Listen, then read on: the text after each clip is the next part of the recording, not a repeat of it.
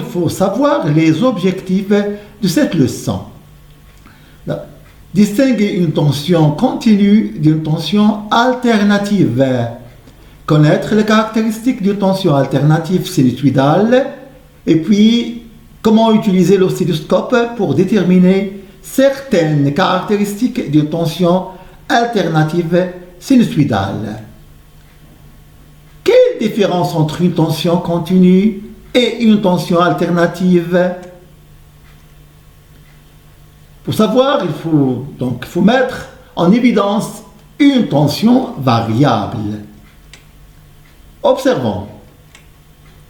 Si on branche deux diodes d'L en dérivation en sens inverse aux bornes d'une pile, et on va brancher les deux diodes à un GBF, générateur basse fréquence lié à une prise d'électricité.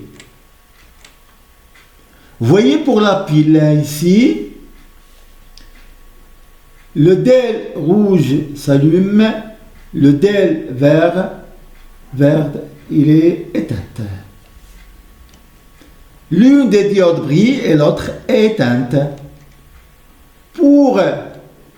À basse pour le GBF, vous voyez ici, les deux diodes clientent alternativement. Ça veut dire que pour une pile, la pile fournit un courant qui circule toujours dans le même sens, toujours du pôle positif vers le nôle, vers le pôle négatif à l'extérieur du générateur. On dit que le courant est dit continu. Par contre, pour le générateur GBF, délivre un courant qui change de sens, ce qui explique l'alternance. Le courant est dit alternative. Si on place un voltmètre au bord du GBF, il va indiquer des valeurs des tensions positives et négatives. Maintenant, on va visualiser la tension par un oscilloscope. Donc voilà l'oscilloscope. L'oscilloscope est un appareil capable de tracer les variations de la tension en fonction de temps. Mais avant de travailler utiliser l'oscilloscope, il faut le régler avec les sensibilités verticales et la sensibilité horizontale. La pile est un générateur de tension continue, comme on a vu l'année dernière. Donc, il faut mettre l'oscilloscope sur le bouton CC courant continu ou bien en anglais DC. Donc, on branche la pile, on voit que elle est en haut. Si on inverse le branchement, on le voit qui est en bas. Donc, la pile donne un courant continu. On va brancher maintenant un GBF à l'oscilloscope. Donc, on le branche.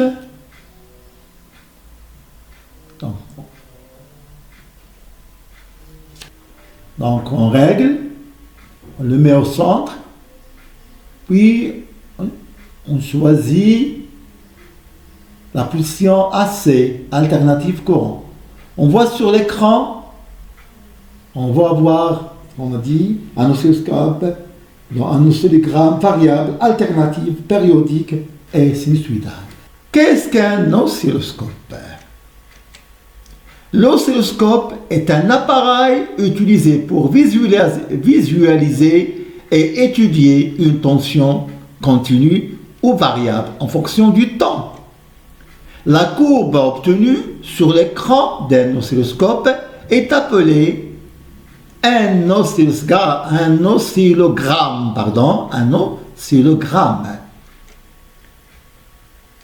On va relier les pôles de la pile à un oscilloscope. On choisit la position DC. Comme vous avez vu l'année dernière, DC, ça veut dire courant continu.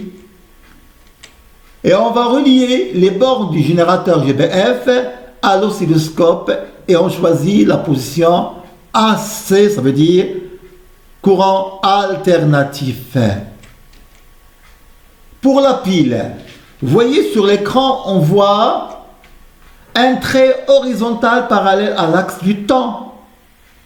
Il est en haut, puisque la tension elle est positive. Il peut être en bas si la tension est négative. Pour le générateur lié à la prise d'électricité, vous voyez ce qu'on voit sur l'écran de l'oscilloscope. La tension varie au cours du temps. Elle prend des valeurs positives, comme vous voyez ici, et des valeurs négatives. La tension continue est une tension qui a une valeur qui ne change pas au cours du temps. Elle est constante.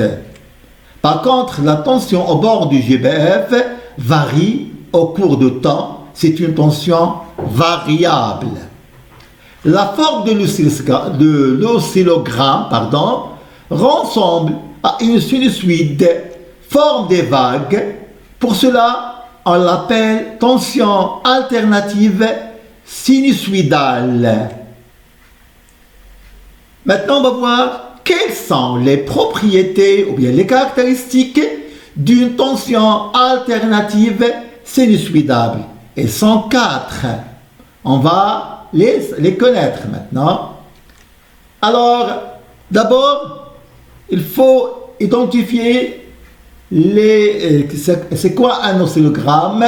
Donc, il possède 2 axes. Comme vous avez vu, l'axe vertical et un axe horizontal. L'axe vertical, il indique les tensions, tandis que l'axe vertical, c'est l'axe du temps. Pardon, je répète, l'axe vertical, c'est l'axe des tensions et l'axe horizontal, l'axe du temps. Première caractéristique, tension maximale Umax, ou bien on l'appelle amplitude. Pour calculer la tension maximale, on utilise la formule suivante. Umax est égal à N fois SV. Umax, c'est la tension en volts. SV, c'est la sensibilité verticale en volts par division. N, c'est le nombre de graduations verticales en division. Pour mieux comprendre, on va voir l'exemple suivant.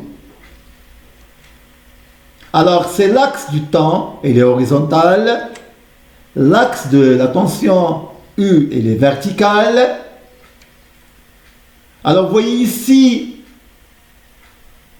c'est le sommet de ce motif-là. On l'appelle Umax. Donc, Umax est égal à N fois SV. Vous voyez ici, N, c'est le nombre de divisions. Ici, c'est 3 divisions. Alors, ici, on peut voir la sensibilité verticale. Elle est en volts par division. Alors, la sensibilité verticale dans cet exemple, SV est égal à 2 volts par division. Donc, chaque division correspond à 2 volts. Nous avons ici 3 divisions. Ça veut dire N fois SV est égal à 3 divisions fois 2 volts par division. Umax est égal à 6 volts. Maintenant, on va voir la deuxième caractéristique, tension efficace. U efficace. U efficace, elle est mesurée par le voltmètre. C'est une tension, donc qu'on peut la mesurer par le voltmètre. Il y a une relation entre la tension efficace et la tension maximale. Cette relation est U max est égal à U efficace fois 1,41. La relation, normalement, entre U max et U efficace, elle est désignée par la relation suivante. U max est égal à U efficace fois racine 2. Mais pour votre niveau, on va travailler par 1,41. Pour simplifier les calculs. Troisième caractéristique, c'est la période T. Vous voyez ici, le motif change périodiquement. Vous voyez les couleurs ici, donc ils changent périodiquement. C'est la période. Donc à partir de l'oscilloscope, on peut calculer la période comme on a calculé Umax. La période notée T, on la calcule par la formule suivante. T est égal à N fois SH. T, c'est le temps en secondes. SA, sensibilité horizontale donnée par seconde par division. Et N, c'est le nombre de graduation, c'est division. On peut avoir SH en millisecondes ou bien en micro. Pour mieux comprendre, on va prendre l'exemple suivant. Pour calculer la période. Donc l'axe horizontal indique le temps. L'axe vertical, c'est pour la tension.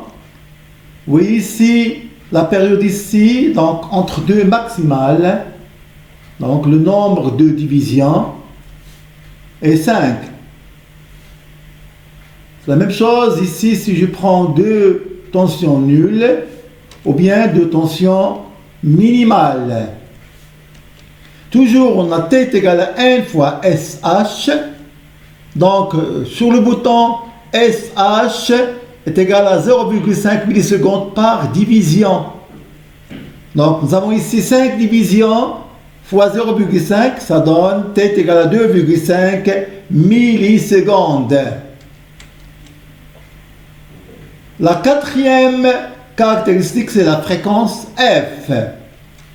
Donc, la fréquence notée petit f d'une tension alternative est le nombre de périodes par seconde. C'est l'inverse de la période. L'unité légale de la fréquence est en Hertz. Symbole, c'est Hz.